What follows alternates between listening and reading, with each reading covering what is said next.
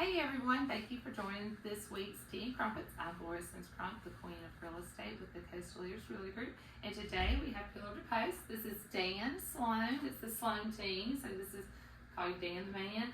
And Alan Reynolds. So thank y'all for joining today. You're welcome. Yeah, so tell us a little about the history of Pillar to Post. So Pillar to Post is one of the largest, if not the largest, home inspection company in the United States.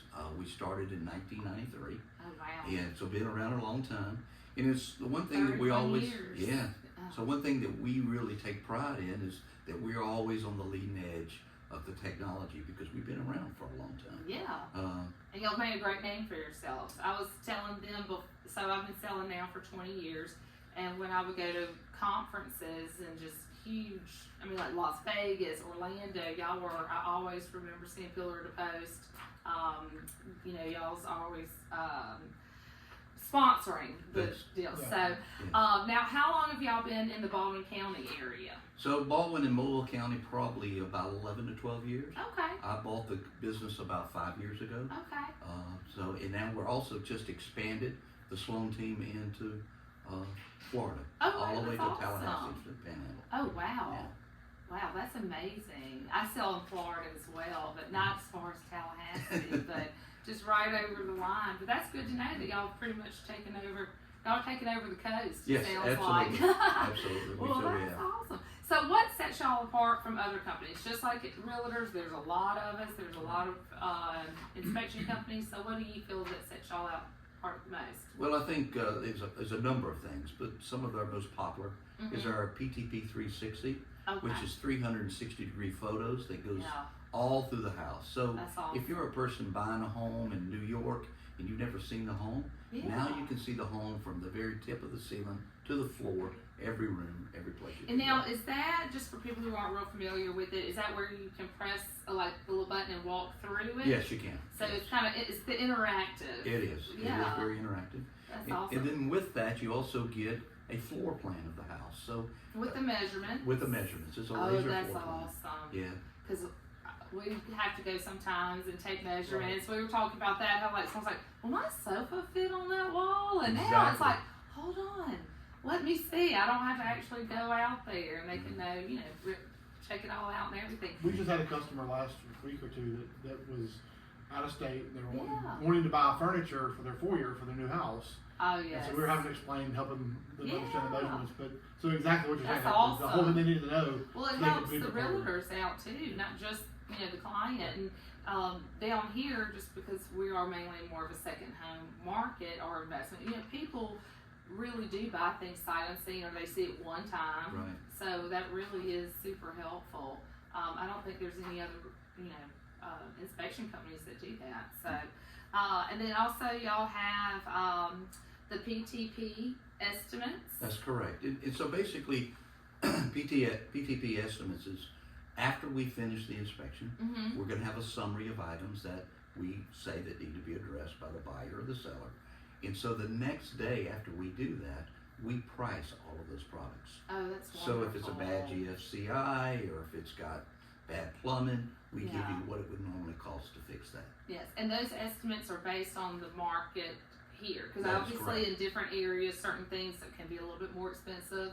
So y'all base it on what the going rate for those repairs are in our market, correct? That is correct. That's great. Yeah. Well, that's good because that actually helps speed up, the negotiating process when it comes down to the, that a contingency. Right. And then we can move on to the appraisal contingency. So that's actually really helpful as well. And then there's also another, the home manual. Yeah. So what's that? So the home manual is, what we do is we go in and take all the serial number of all your appliances. Okay. We take a picture of the barcode and we send this barcode to an affiliate of our company. And so what we do is we check for any recalls that are on the appliance. Great. And so let's just say there's no recalls, which is what you want to hear. Yeah. But in 6 months after you live there, one comes up, they will send you a letter saying your refrigerator's been recalled or something. Oh wow! So you don't even have to keep on top of anything. That's right. You just get it in the mail. And It's, you're like, it's automatic. That's Absolutely. awesome. Yeah. Well, that's neat. And then there's a new program that just is very new actually. What's that? Can we talk about Yeah, that? it's called PTP Connects, and Mhm. so much like the other things that we offer that are, like you said, to help speed things up and keep you moving, Yeah. we want to take some pressure off our agents that work with us. Yeah. So this will help their buyers. It's a completely optional program, but the buyer will get contacted by Pillar to Post to help them get connected with everything from water, power, sewer, Oh, that's to right. internet, TV, phone, whatever they might need. Yeah. Because as you know, if a community like ours, each community is going to be very different. Sometimes in the is. same community, there's more than one provider. It So they're going to is. take care of that for the client. Doesn't cost the client 1 penny. It costs you 1 penny. It costs us 1 penny. Oh, that's great. So it's completely free concierge service to help them, help that buyer get set up, and help the agent have one less thing to have to do. That is great because just like in Foley, Alabama, I mean, you can be on the south side of Foley, it can be, you know, the north side is Riviera and Baldwin MC, so it's totally different. So that's actually really neat. So y'all, And the one thing that will save them money is we actually will check out the different internet providers in that area. oh, So, you know, this will give you that option. Say, okay, well, this guy's going to charge so-and-so, or this person can charge so-and-so. Give you the option of choosing. I might get y'all to do that just for my house. Yeah. so it's a great service. We're getting fiber on my street. I need to start pricing these out. So And then I'll tell you, with all of this, too, this is all nationwide that we do everywhere from here to New York to California to Yeah. Hawaii. But one thing that we do a lot down here is as we try to speed it up, is we do all of our inspections, if you would like, within 24 hours. oh wow. Guaranteed, or it's free. Oh wow. And we also answer the phones 7 days a week from 8 o'clock till 9 o'clock. And we always feel that, I mean, as realtors and working people, you're always in the field all the time. What's wrong with us being there? I know. And so we'll answer the phone. You should never get a recording. with You Pillar treat your Post. people like royalty too. That's exactly right. That's what we try to do. Yeah, well that is awesome. Well that y'all really do stand out, you know, among y'all's competition. So I think that's really neat. So, so just, you know, when y'all are looking at home inspections, I mean, what are the most common issues that y'all see? Well, definitely, no doubt, is GFCIs. I mean, yeah. So we especially. We always see at least one. On Yeah, the at board. least, especially in condos, Mhm. because they'll have a GFCI on the porch, and with the rain and the storms, Yeah. it usually tears that GFCI up. So Yeah. I would say that's number one. And that's in our contract. It's like it says in there, you know, that it, all working, you know, components at the conveying appliance, they all need to be in proper working order. And electrical is one of those that's in there. So GFCI outlets are definitely ones that we always see. I feel like if there's not one on the report, they didn't even check. I mean, it's a given. It is a given. Normally is. Yeah. So, are there any interesting or stories about home inspections, or have y'all had just a strange occurrence before? Well, gosh, we would have to write a book on all the strange occurrences I we feel had. the same way with selling real estate. But one that really pops out in my mind is my daughter, about 4 years ago, was in inspection with me, Mm-hmm. and we pulled up to the house, and the buyer told me that there's a lockbox on the door, so just give me the code and everything, so go on in. And so I pull up to the house and I look, but there's no door. Oh And wow. it started worrying me. You look around and you see the neighborhood you're in, and you said, what's going on here? Yeah. So I tell my daughter, do not get out of the car and let me just go and see what I see. So I walk around to the side of the house, and there is another door, but it's been kicked in. Oh, And so goodness. then I walk through the house, and there's nothing but little food trays and blankets on the floor. Waters.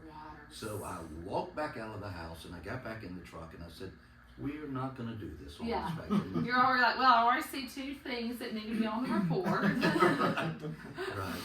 Those are going to fall under the red items. So, Yeah. yeah. Well, I do not blame you on Yeah. that. Yeah. So, and then another thing that we were talking about earlier is that y'all actually do another type of test that y'all have to, in certain areas, more people might want to have those. And what are those tests that y'all Well, offer? We don't see this often, but this is actually kind of interesting. so one of the oddest, I would say, is we do a meth test. Yeah. And so it's really odd. Unfortunately, it's all over the United States today. Yep. And so no matter where people are moving from, they've heard of it, and Oh yeah. hey, they just want their house to make sure it's Yeah. not had meth in it. Yeah. So We were talking entrepreneurs. You know, some people might be chemists and home chemists. Well, So, Dan, you can I know about the buyer that we had that was, I believe, in Arkansas, or he bought a house in Arkansas and was came out here to buy an investment property, and how much it was going to cost her to fix the house with been used for a meth lab. Yeah, it was over $30,000 to What? to have it fixed after they found meth. Yeah, exactly. Oh wow, that's crazy. Because Yeah. they have to. I guess do they have to tear the sheetrock out? Yes, yes. Yeah. Oh Yeah. wow. It's quite expensive, so it's well worth it to pay the Yes. money to do it. Yeah. But it's not it doesn't take very long time. It takes 4 or 5 days to get our test results back from the labs, but Okay. other than that. So do y'all just test air samples? Do y'all take a piece of sheetrock? I mean, how do y'all test for meth? So basically, we use a wipe on the wall, Mm-hmm. and so the wall has to be squared off in a certain area, and then we wipe all of that certain area, and then we have to fold the cloth a certain way, and we put it in a wow. bag, and then we send it to the lab, and it can't have anything in the bag except that cloth, Okay. and so yeah, it's pretty Wow. neat. And it comes back and it's either like, well, that is interesting. I've never, Yeah, I've never heard of a meth test having to be done, but I guess that's a good thing yeah. for down here. I mean, there has been some occurrences you've seen on TV, but, Yeah. and then also one thing we had was the lead-based paint. How do y'all do that? Because I mean, we do sell some things that were built prior to 1978. Is that kind of the same process, or do y'all take a piece of the chip paint, or how do y'all Well, test for that? there's a couple of different ways. So the easiest way is to use a swab, Mm-hmm. and you basically you break a tube in half, and then you swab the area, and if it turns a certain color, then it has a lead-based paint in it. Okay. You Is know, that something that happens at the inspection, or do you have to send that off as well? yeah, that happens at the inspection, Oh, so we'll know okay. pretty So y'all immediately. someone can ask for that Right, through that. Okay. absolutely. Oh, that's good to know. Yeah. Because I mean, it's not common, but we do run across properties that were built before 1978 down here. So I was curious. Yeah. And then, what are some just simple maintenance items that can keep bigger issues away that some people might not think about? I think the biggest one is, well, some of the big ones, changing your air filter in Mhm. your air condition. Always going to keep that air condition running. Definitely caulking around windows, Yes. if you can see, Yes. you know. And that's one thing we do see on reports, especially with homes that have stucco or EVIS where people haven't caulked around the windows. And I had a client on Ono, and she was a single female, so she probably never even thought about caulking was needed. And so we had a report, and they had the infrared light, and I mean, there was, she probably lived there about 8 years, and literally from the windows down throughout, it was just rotten wood. Stucco had to be removed, and it was probably about a $40,000 repair that could have just been taken care of with just caulking. And it's not just any caulk that you use. Some That's people, I always tell people, do not use bathroom caulk outside. So, Yeah, you want to use 100% silicone for sure. Yes. That's for sure. But one thing also is it's not only the windows when you've got stucco, you want to make sure that if there's any cracks in the exterior itself, because water will get through that crack, get into the foam substrate, get into the wood, and that's where all of your water And that's really where comes it gets in. expensive. It does. It really gets And expensive. just, putting silicone and sealing, that is a cheap, easy fix. It is. And Very just much so. like doing air filters. Exactly. So, and then you were telling us there's a little trick that I learned from an air conditioning company about the air filters, if you Right. know if it's a good one or not. Yes, I think any homeowner, when you talk about routine things they can do, would do well to get a good air conditioning company to come in and do the routine maintenance and take their advice. One thing that we recently learned, because we have folks come to us, just like you guys have Yeah. folks come to y'all and continue to teach you and continue to learn.